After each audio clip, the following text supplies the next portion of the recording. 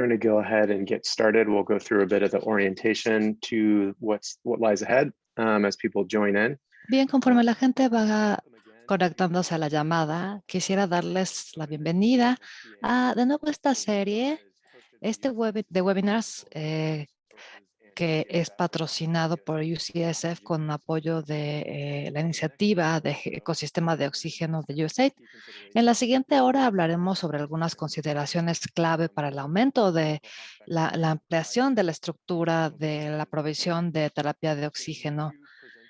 Habrá dos presentadores. Primero, después tendremos preguntas del panel.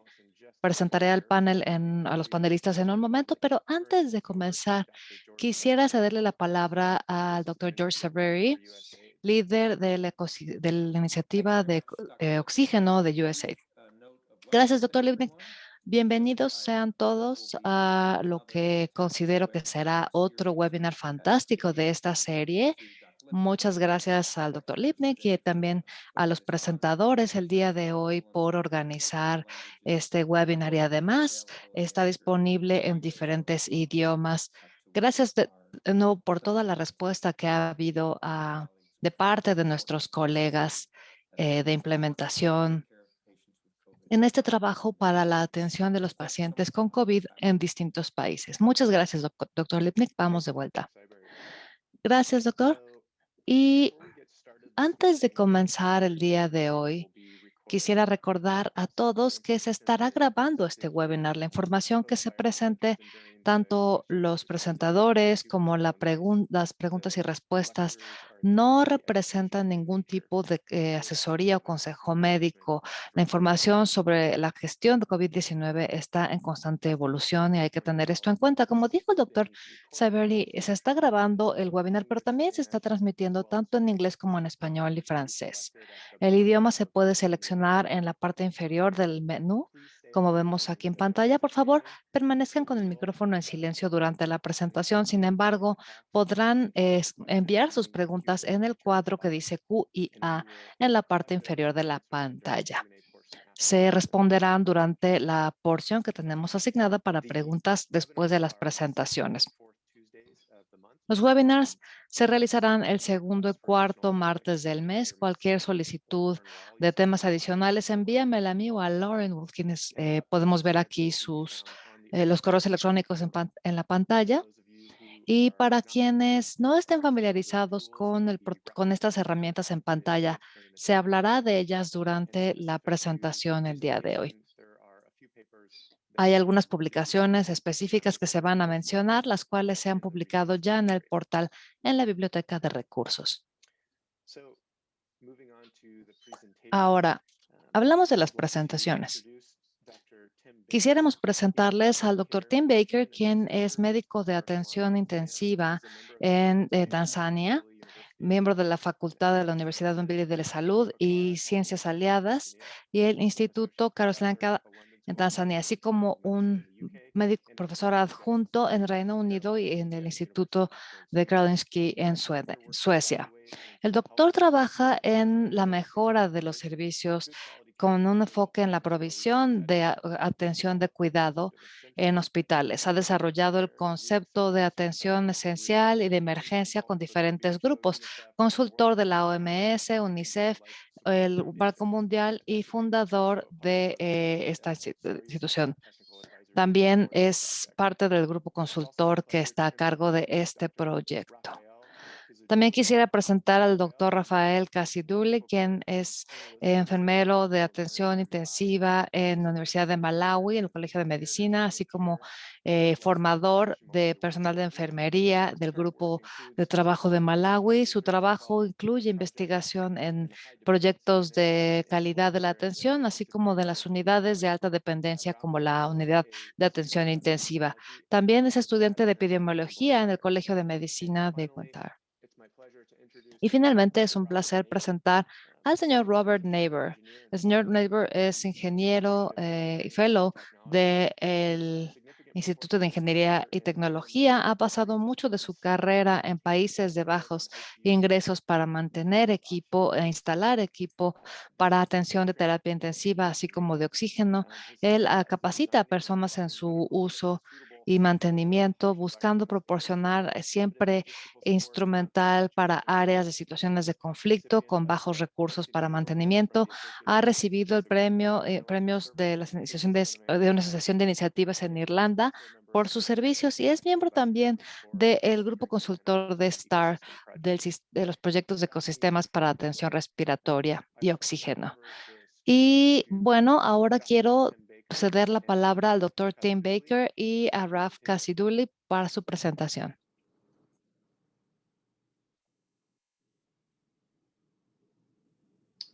Thank you so much. Muchas gracias, doctor Lipnick. Ya, la presentación está en pantalla. Quiero agradecerles por la invitación a esta presentación el día de hoy en esta reunión. Es un gran honor. El día de hoy, Raf y yo hablaremos durante los siguientes 40 minutos, sobre la optimización del impacto de la ampliación de la escala de los servicios de oxígeno, la manera en que se pueda proporcionar una terapia de oxígeno correcta para nuestros pacientes y el tipo de atención que generalmente estos pacientes requieren. Hablaremos desde este entorno de atención de terapia intensiva y cuidados de emergencia. Hablaremos sobre qué tan efectiva es la terapia de oxígeno. También hablaremos sobre la gravedad de pacientes críticos en este caso y hablaremos sobre la atención que requieren estos pacientes, además del oxígeno. Pues lo que queremos en realidad es lo que queremos que ustedes se lleven de la presentación el día de hoy es el concepto de aumentar la producción de oxígeno en el mundo, lo cual es fundamental no solo por la pandemia de COVID, sino también para muchas otras enfermedades y con los diferentes servicios esenciales que se requieren en el mundo. El oxígeno es uno de los más importantes. Se considera un sistema complejo el del oxígeno y queremos asegurarnos de que los sistemas lleven el oxígeno hasta las vías respiratorias de un paciente, lo cual es el último paso en el abastecimiento de oxígeno cuando llega al paciente. El oxígeno es algo de lo más importante que requieren los pacientes en condición severa a crítica y debemos asegurarse que llegue a los pacientes correctos en el momento correcto y de la forma correcta para poder optimizar su impacto. Y más allá del oxígeno, hay otras medidas de atención para pacientes con enfermedades críticas y de atención de emergencia, lo cual también va a aumentar el impacto de salvar vidas en todo el mundo. Y de eso será de lo que hablemos el día de hoy. Hablando sobre la extensión del acceso al oxígeno, como sabemos, durante la pandemia ha habido un aumento agudo de enfermedades respiratorias y consecuencias como resultado de problemas respiratorios, pero también hay un impacto en diferentes sistemas y órganos a causa del virus. Los problemas principales respiratorios causan hipoxia en el paciente, un nivel bajo de oxigenación en el organismo y finalmente una falla respiratoria. Las principales terapias se utilizan oxígeno y ventilación mecánica. Se habló mucho de la ventilación mecánica al comienzo de la pandemia, se enfatizó mucho y esta definitivamente es una terapia que salva vidas en el caso de muchos pacientes con enfermedad crítica. Como médico intensivista, yo conozco las ventajas de la ventilación mecánica. Se trata de una terapia muy importante. Sin embargo, debemos saber que es una intervención muy compleja que requiere de un sistema completo. Se trata de un mecanismo sofisticado, debe ser muy eficiente para poder evitar daños potenciales que puede causar. El sistema esto incluye trabajadores de la salud con excelente capacitación, trabajando con rutinas bien establecidas. También se requiere de una provisión extensa y confiable de oxígeno y solamente puede funcionar en el contexto de una unidad de atención intensiva que proporciona cuidado holístico, como soporte a la circulación del paciente, así como sedación, analgesia, nutrición. Con frecuencia los pacientes padecen de complicaciones, los cuales requieren de tratamiento, bombas de infusión, etcétera. Y esto con la pandemia parece haber comenzado. Básicamente lo que se sentía era que al principio de la pandemia que la máquina sola podía hacer todo, y es importante entender que no es así. La máquina requiere de muchos otros elementos a su alrededor. También vemos aquí que la unidad de atención intensiva de terapia intensiva, generalmente cuando tiene ventilación mecánica es muy cara. Estamos hablando de más de $2,000 para un paciente en India y $6,000 en Sudáfrica. En los países pueden hacer gastos en diferentes medidas. Por ejemplo, los países de baja renta están gastando únicamente $41 por persona por año. Así que son cifras importantes a tener en cuenta, las distinciones. Como vemos en países de más altos ingresos, estamos hablando de casi $3,000. Es mucho más fácil de entender en estos entornos el uso de ventilación mecánica en la unidad de terapia intensiva. Y se requieren, por supuesto, muchos recursos humanos. Esto es el factor fundamental. Con frecuencia, las unidades de terapia intensiva requieren una enfermera por cada paciente en comparación con atención más básica, donde para proveer de oxígeno a pacientes, una enfermera es suficiente para entre 6 y 20 pacientes. Existen muy pocos médicos y enfermeras con la capacitación adecuada para la unidad de terapia intensiva. Hablaremos, por ejemplo, de Malawi en varias ocasiones durante esta conversación, donde hay muy pocos especialistas, solo 5 anestesiólogos, por ejemplo, en todo el país. Y desafortunadamente todo esto da como resultado malos resultados en la terapia intensiva. Y estas son cifras incluso antes de la pandemia de COVID-19, donde el índice de pacientes con acceso a terapia de respiración mecánica, de ventilación mecánica, no eran cifras óptimas. Esto da como resultado que hay muy pocas camas de terapia intensiva, generalmente localizados en hospitales centrales, universitarios, algunos privados y solo en las ciudades capitales de los países. En el caso de Kenia, esto fue prepandemia, estamos hablando de 256 camas de terapia intensiva para una población de 53 millones, y en el caso de Malawi, 26 camas en terapia intensiva en comparación con 4,400 en el Reino Unido, y Alemania con la cantidad más grande, que son 28,000 camas de terapia intensiva para Alemania. Como podemos ver, los contextos son muy distintos. Una solución que funciona en uno de estos escenarios para la pandemia no funcionará en otros. Ahora, hablando de la ventilación mecánica, lo primero que debemos considerar es que cuando hablamos de ventilación mecánica y de una estrategia de ventilación mecánica, esto requerirá de mucho oxígeno. Los ventiladores requieren de un gas que suele ser oxígeno a alta presión para poder funcionar. Y también necesitamos oxígeno como terapia misma para el paciente.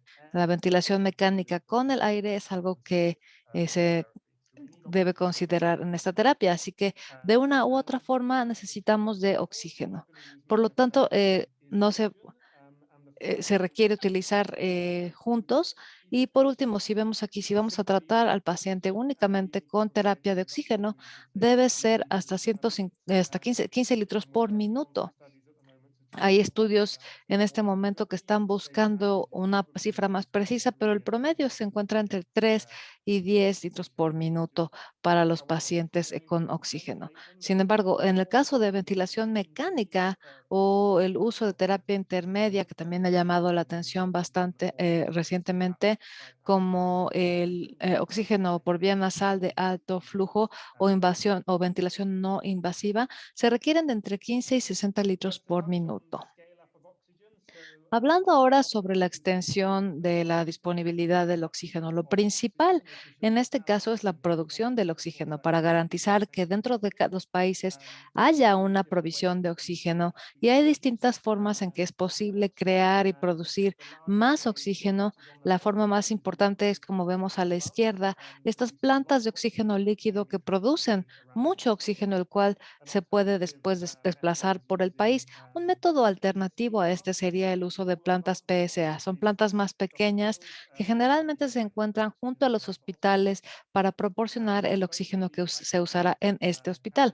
Ambas plantas y se pueden usar para posteriormente llenar los cilindros, los cuales se transportarán dentro de los hospitales o alrededor del país a otras instalaciones médicas que requieran el uso de oxígeno. Y por último, tenemos los concentradores de oxígeno que se utilizan en gran medida en instalaciones más pequeñas, las cuales separan el oxígeno del aire para ofrecérselo a un paciente. Ahora, en cuanto a ampliar la producción de oxígeno y el impacto potencial que esto tiene en la pandemia, pero también para otros padecimientos médicos como neumonía infantil, la cual causa miles de muertes al año, condiciones maternas, accidentes de tránsito y traumatismo, infecciones y otros padecimientos, tales como las enfermedades no transmisibles, los cuales son pacientes que pueden requerir de oxígeno también. Se han mejorado los sistemas de producción de oxígeno en el mundo y si esto continúa mejorando, podría llevarnos a algo positivo después de esta horrible pandemia. Podría ser el legado para tener una mayor producción de oxígeno en los próximos 20 años. Y ahora vamos con con el enfermero Ralph. Thank you, Tim. Gracias, Tim. So I would take you through Yo voy a hablarles sobre la manera efectiva eh, I think the su- main point or the main de message proporcionar una terapia de is oxígeno. El mensaje principal aquí es que el oxígeno way debe llegar hasta el paciente, hasta las vías respiratorias del paciente. Para que el paciente para que el oxígeno pueda llegar aquí, podemos ver esto como una progresión. Hablamos de distintas etapas. Pasamos de la fabricación a la administración en el hospital, al sistema hospitalario, al nivel del hospital donde se encuentra el paciente, hasta el trabajador, hasta el paciente que debe recibir el oxígeno. On a manufacturer level, Cuando hablamos del nivel del fabricante, existen distintos desafíos que se perciben en diferentes entornos de menores recursos. Por ejemplo, el hecho de que muchos países cuentan con muy pocas plantas, así como centros de distribución. En el caso de Malawi, el proveedor principal cuenta con 2 centros de generación de oxígeno y la velocidad de producción para cumplir con la demanda durante el pico de la pandemia.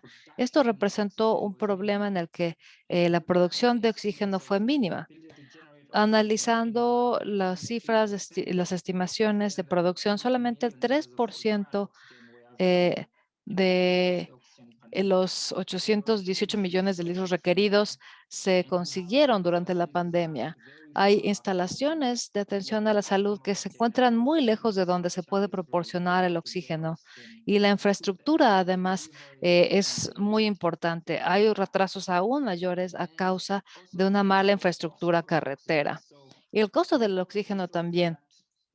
Hay informes que muestran que en Malawi, Uganda, los precios fueron muy distintos. Vimos que en comparación con otros países, esto causó una menor producción y distribución del oxígeno. Los costos de transporte también se incluyen y lo mismo los impuestos. Hemos visto aumentos estos costos también.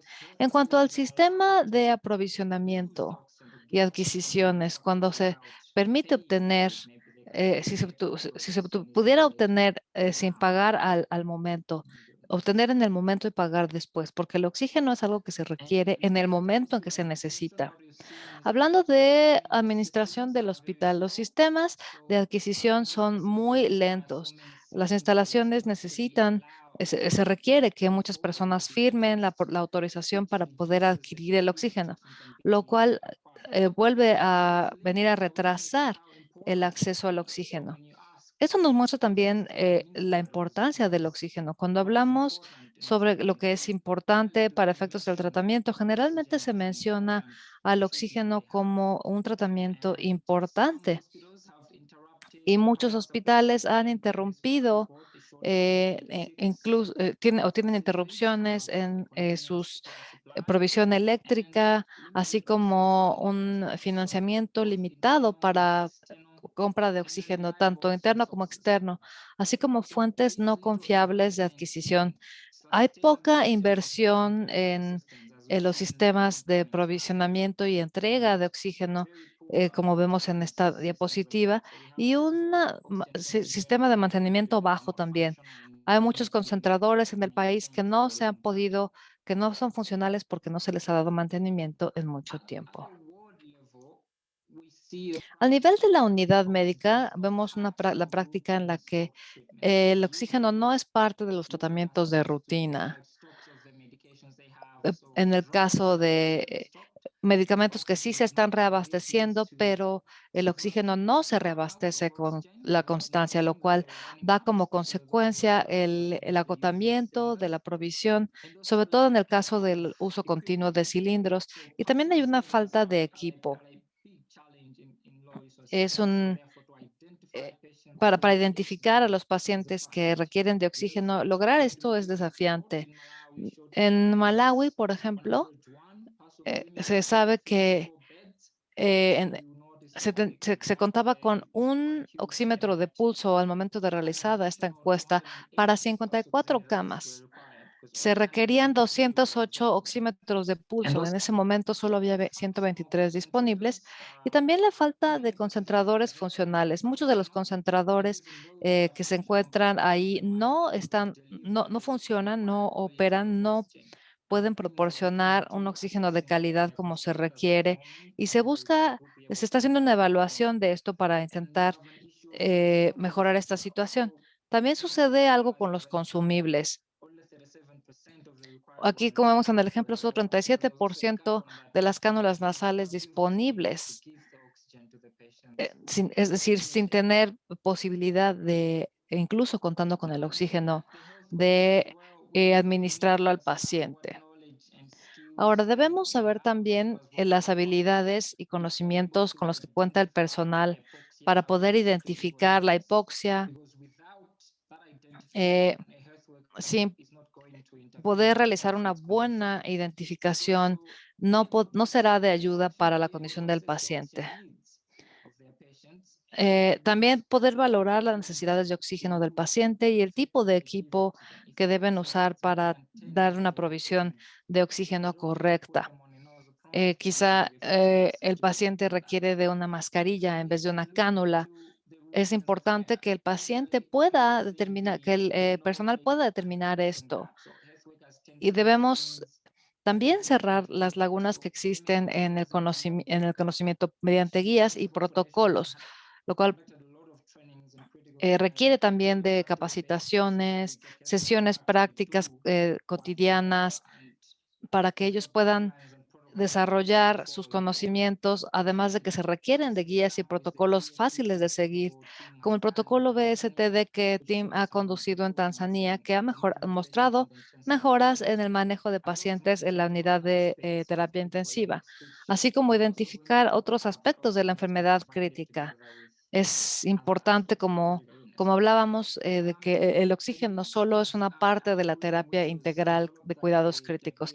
Este es el algoritmo de la WFCA, que al comienzo de la pandemia, en entornos de recursos limitados, se utilizó para el tratamiento de COVID. Se requiere de una terapia práctica de oxígeno, algo que realmente sea posible proporcionar.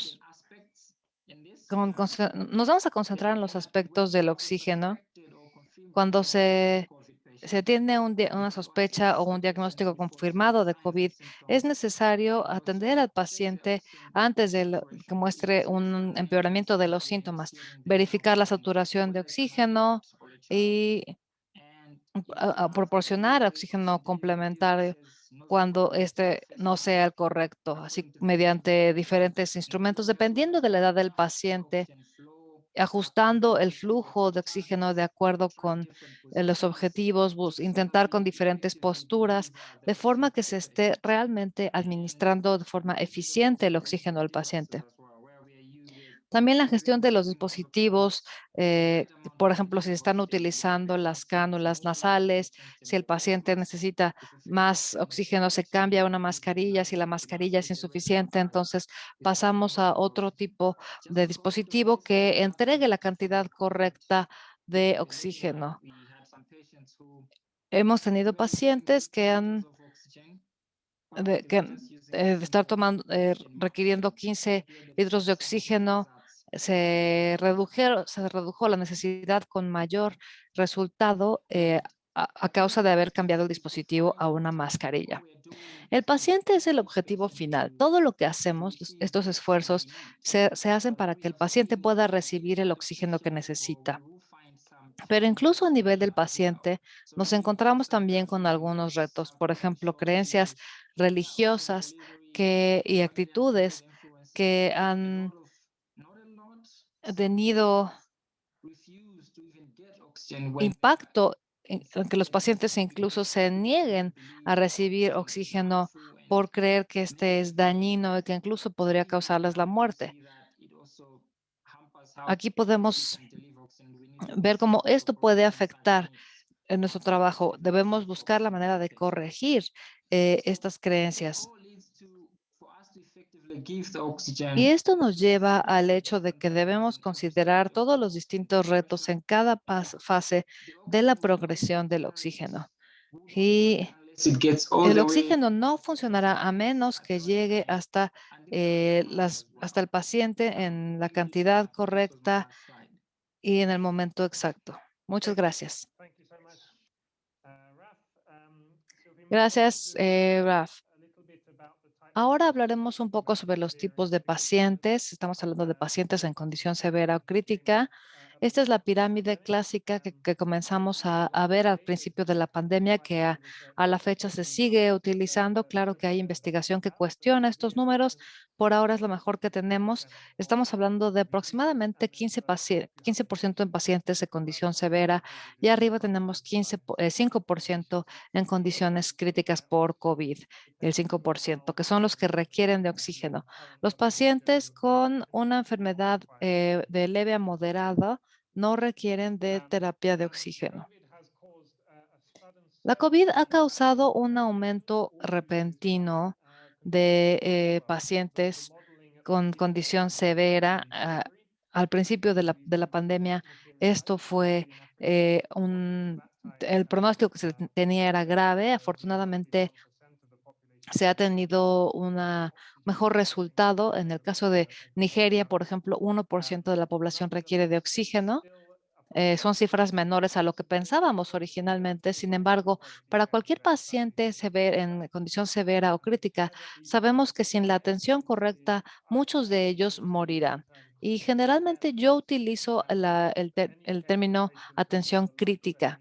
Cualquier paciente que presente una enfermedad que amenace su vida requiere de atención crítica. No se refiere necesariamente a terapia avanzada, sino más bien dependerá de los recursos disponibles. Así que aquí lo dividimos en atención esencial, intermedia y avanzada. Y como recordaremos, la terapia el tratamiento de la hipoxia es solamente una de las partes de esta atención crítica. Se requieren de las demás también para poder salvar vidas.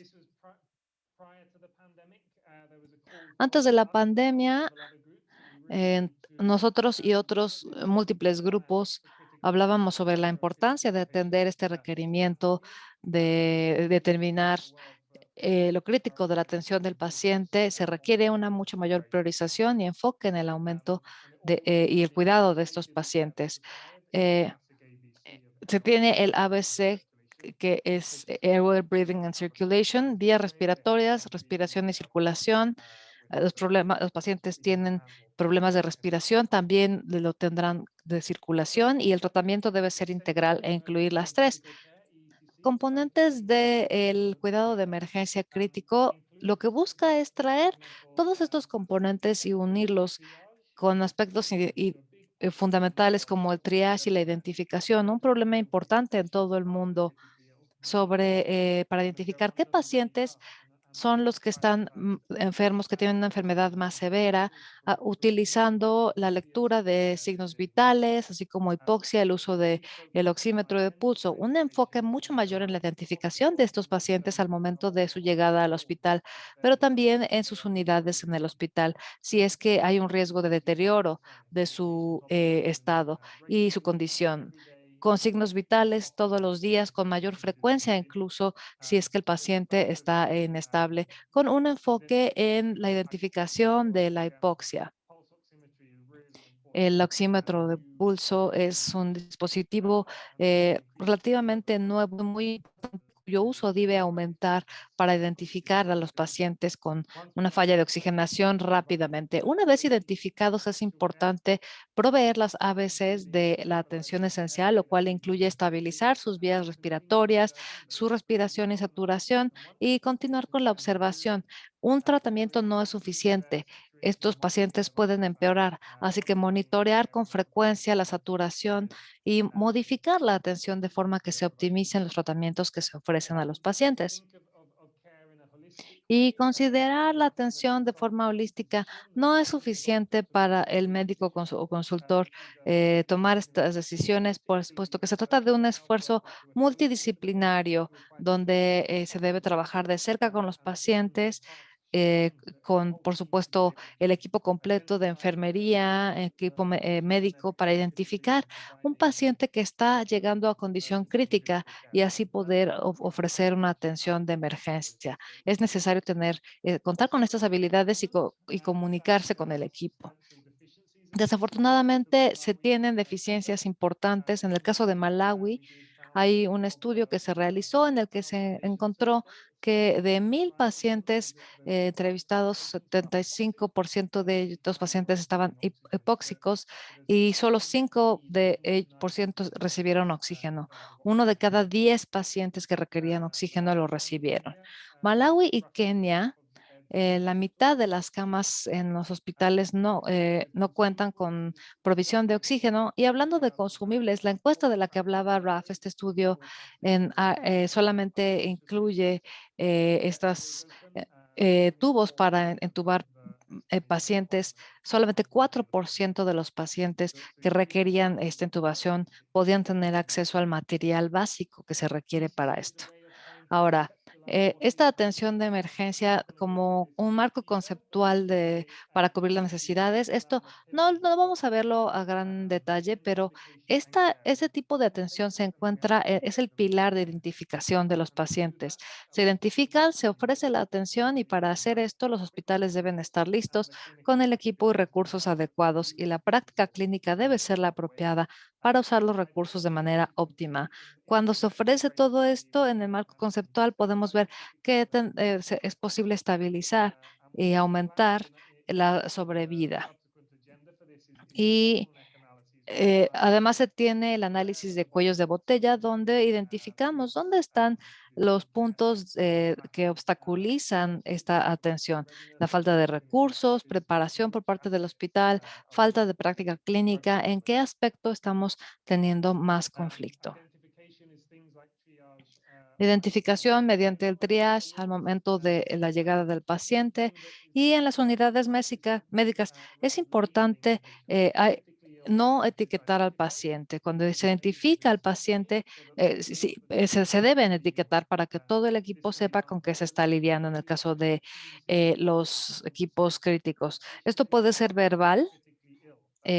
Paciente de la cama 5, enfermedad crítica. Al anunciar esto aún de forma verbal, es posible que esto se comunique mejor o quizá con un método de semáforo, verde, amarillo, rojo, para identificar la severidad.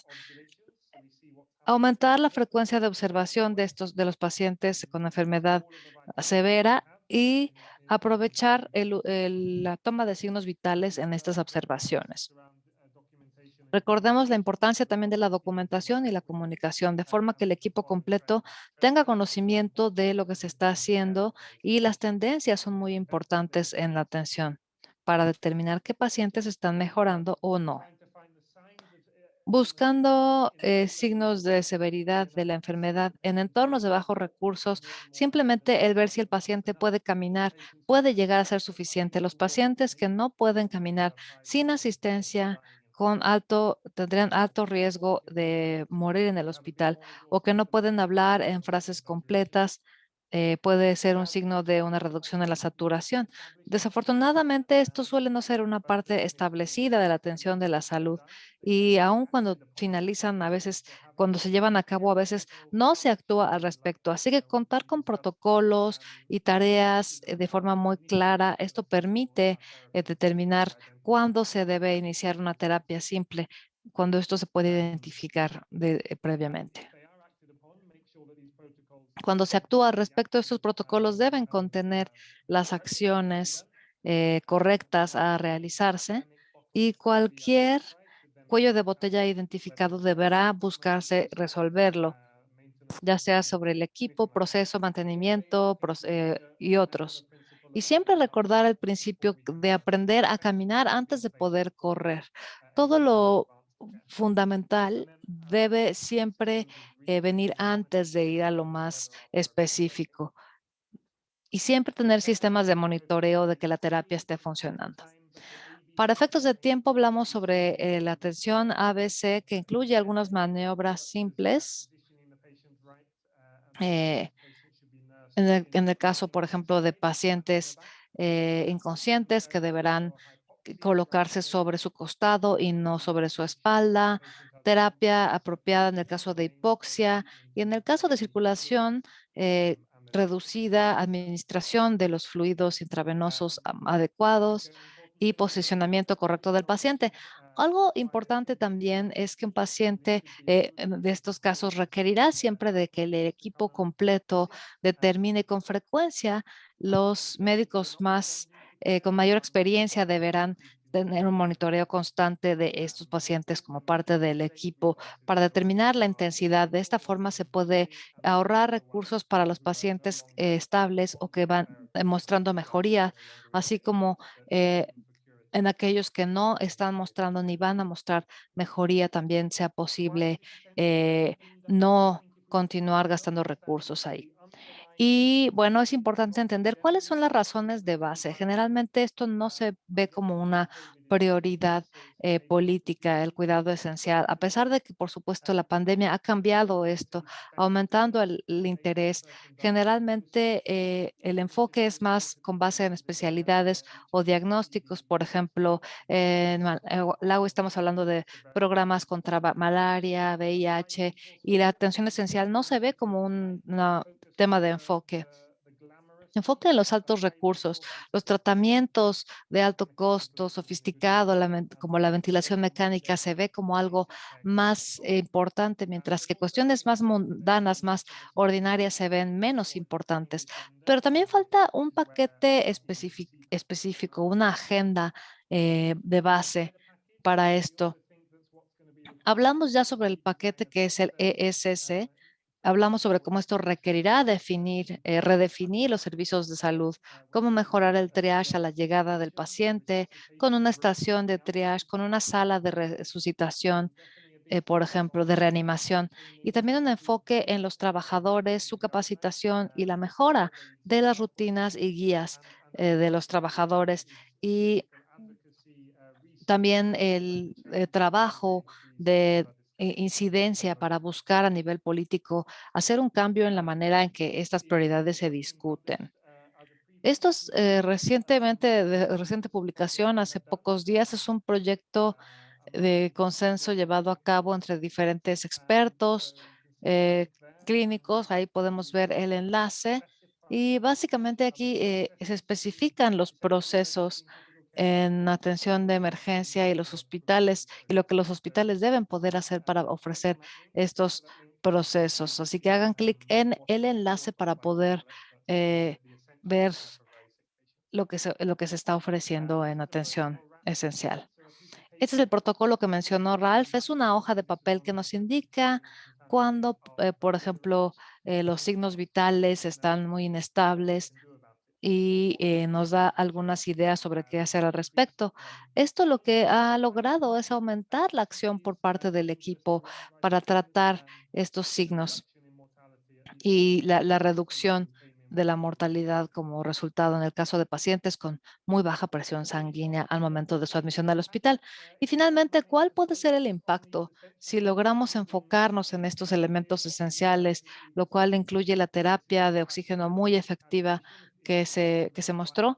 Este cálculo nos dice que evitar 1 de cada 10 muertes, esto se calcula que más de medio millón de vidas se podrían salvar cada año, y en la pandemia actual esto es prometedor. Es quizá algo que tiene un componente técnico que se puede realizar en hospitales y que puede tener un impacto en la población. Ahora, hablando finalmente de los últimos mensajes esenciales, todos debemos ser parte de este proceso para aumentar la producción y el aprovisionamiento y distribución de oxígeno. Bien hecho, esto tendría un legado positivo en la pandemia, lo cual nos permitiría gestionar la COVID, pero también otras enfermedades agudas. No debemos olvidar los últimos momentos de este ciclo, que son cuando el oxígeno llega a la nariz del paciente, y el recordar siempre que el oxígeno debe llegar a los pacientes correctos, y para esto se requieren los conceptos de identificación, de entregar el oxígeno de la forma correcta en el momento correcto, siguiendo protocolos, guías y rutinas, e incluyendo en nuestro paquete además todos los aspectos de atención esencial, que es lo más básico que estos pacientes necesitan, buscando optimizar el impacto del oxígeno para así poder salvar muchas vidas. Muchas gracias. Thank you, Raf. Thank you, Tim, for the great talk. Muchas gracias a Raf y a Tim por esta excelente presentación. Por favor, les recordamos a los participantes escribir sus preguntas en la sección de Q&A. La primera pregunta es, entre los pacientes con COVID-19 con hipoxia, ¿qué porcentaje aproximado se puede manejar con dispositivos de oxígeno convencionales de no más de 15 litros por minuto, en comparación con ventilación mecánica u otros dispositivos más sofisticados de entrega de oxígeno?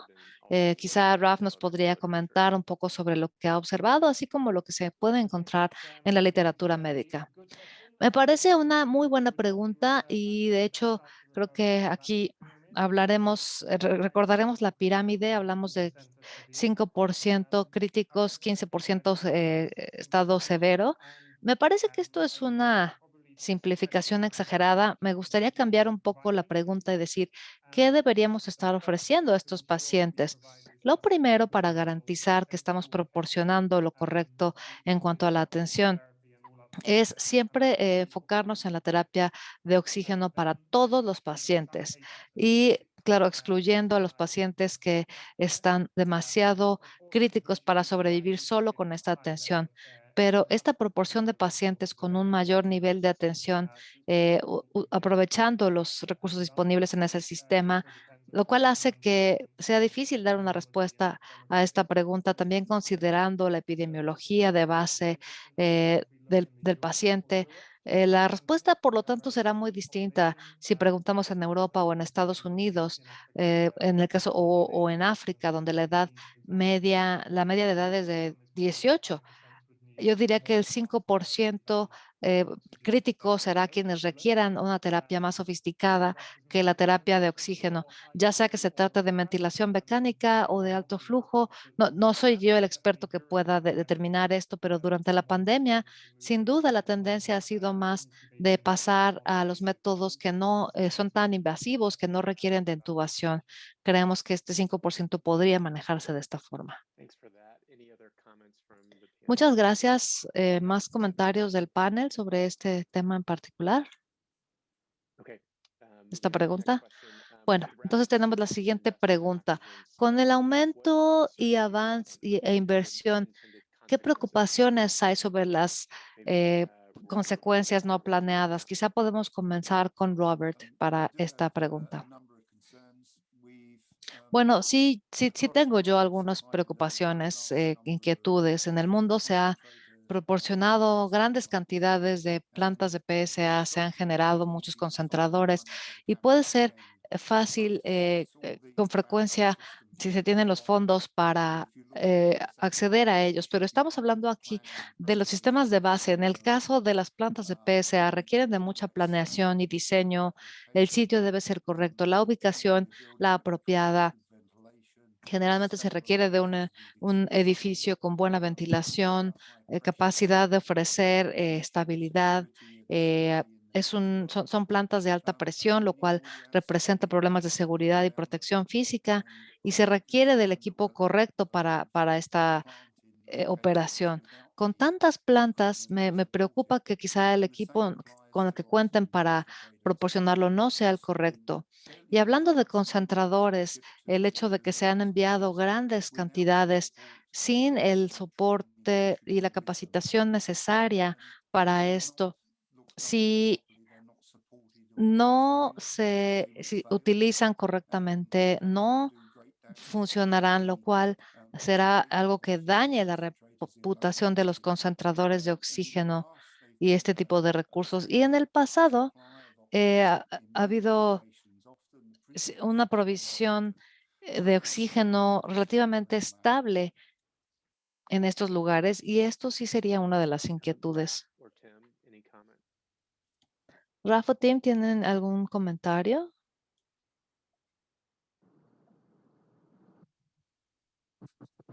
I think I could. I share Robert's concerns. Yo comparto estas preocupaciones. Creo que la ventilación mecánica agrega un nivel adicional de impacto positivo, porque se pueden llevar los recursos a tan solo algunos pacientes. Se pueden llevar oxígenos a los niveles de flujo alto que se requieren. Durante la pandemia hemos visto esta reducción que ha causado mucho sufrimiento de los pacientes, y el hecho de que los ventiladores mecánicos utilizan el oxígeno que sería suficiente para 10 o 20 pacientes, para solo poder manejar a pocos pacientes a los que además se está asignando los recursos disponibles. Creo que los costos de oportunidad para la ventilación mecánica, que es de tan alto costo, se debe tomar en cuenta en las unidades de atención intensiva. Gracias, Tim. Raf, ¿cuál es la barrera más importante para llegar a esta última milla en la que se llega al paciente? Muy buena pregunta. La voy a responder considerando que la barrera principal es que si hay una falla, aquí es difícil cambiarlo. La parte del conocimiento se puede mejorar, pero la capacidad de generación de oxígeno es una barrera importante para nosotros. Por dar un ejemplo, tenemos nosotros una planta de PSA que se inauguró recientemente, y la planta no sabemos cuál es el problema, pero hemos perdido varios pacientes en un día porque la planta no estaba funcionando. Pero cuando se hace una solicitud por más oxígeno, generalmente se nos pregunta, ¿por qué? ¿Qué pasó en tu planta? Esto es algo que es difícil de explicar, que aún contando con una planta en el sitio, eh, esto no cuantifica la capacidad que nos dará en grandes momentos de necesidad, como durante la pandemia de COVID, donde esta provisión continua se ve afectada. Yo creo que esto es uno de los retos importantes que tenemos. Quisiera agregar algo.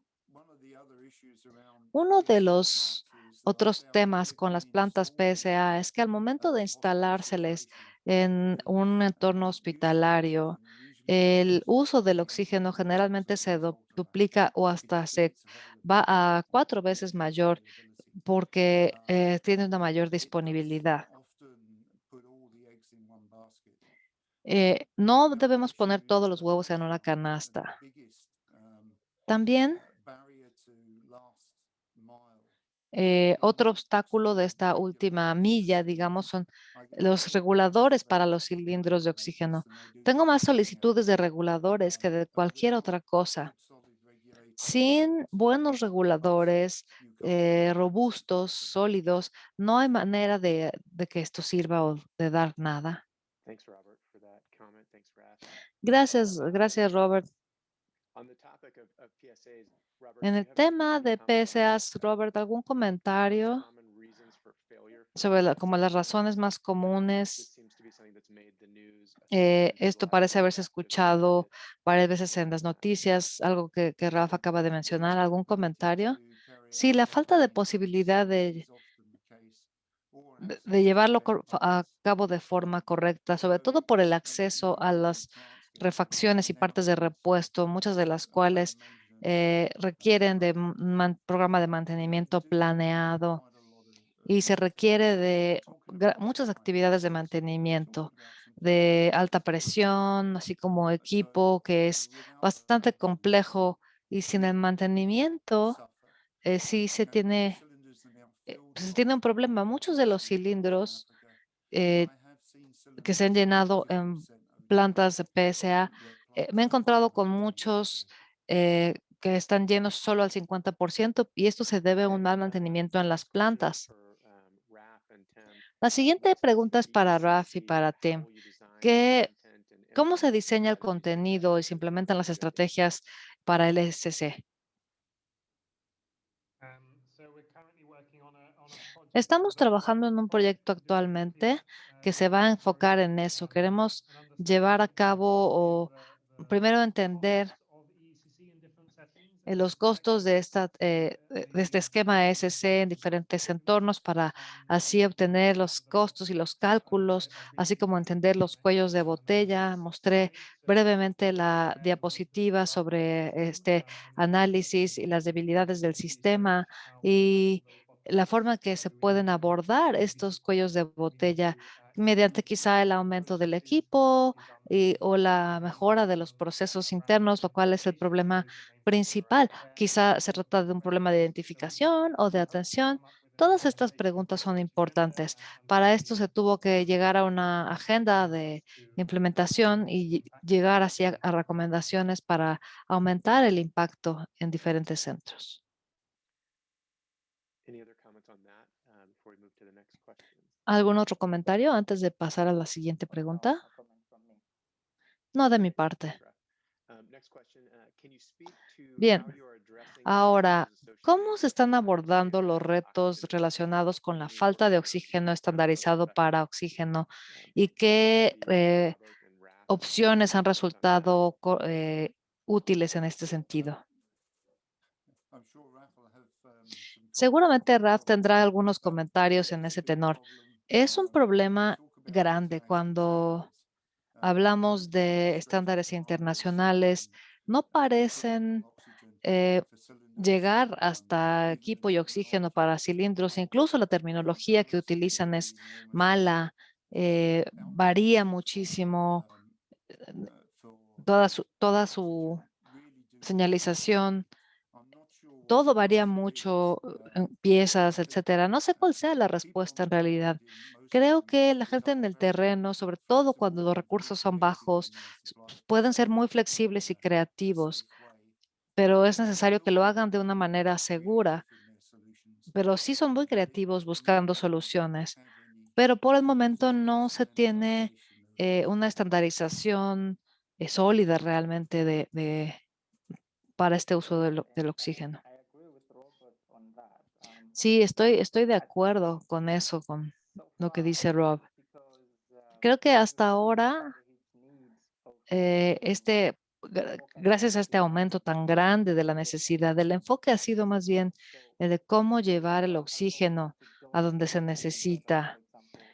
Hay lugares donde se tienen donaciones de concentradores. Aquí el tema eh, es posible que un técnico lo repare si se descompone En este momento no se tiene un procedimiento estandarizado y nos va a llevar un tiempo, considero.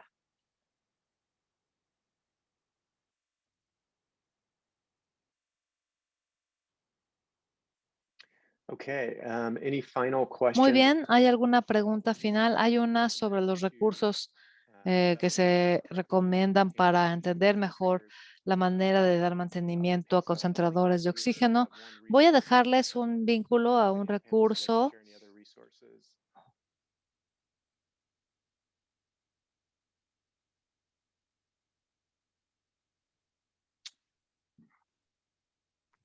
Okay, well, we have one final question Tenemos here. una última pregunta.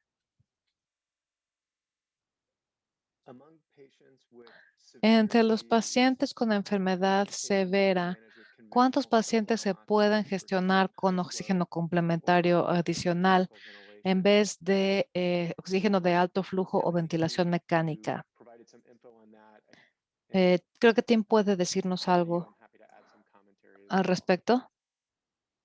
Yeah, no, I think it's a tricky one, and I guess it challenges. Sí, creo que When the question is asked, well, how many can we manage sobre with todo different cuando methods? nos preguntamos cuántos podemos manejar con diferentes estrategias.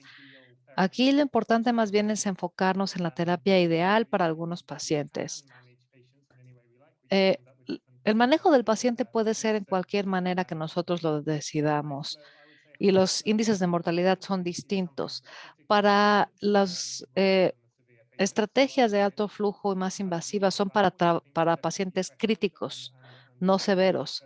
Como regla general, yo diría que es el 5% el que necesita algo más allá de la terapia de oxígeno. Los pacientes con estado severo se pueden manejar con terapia de oxígeno. Así que sería este 5%. Pero incluso esto creo que no es precisamente cierto.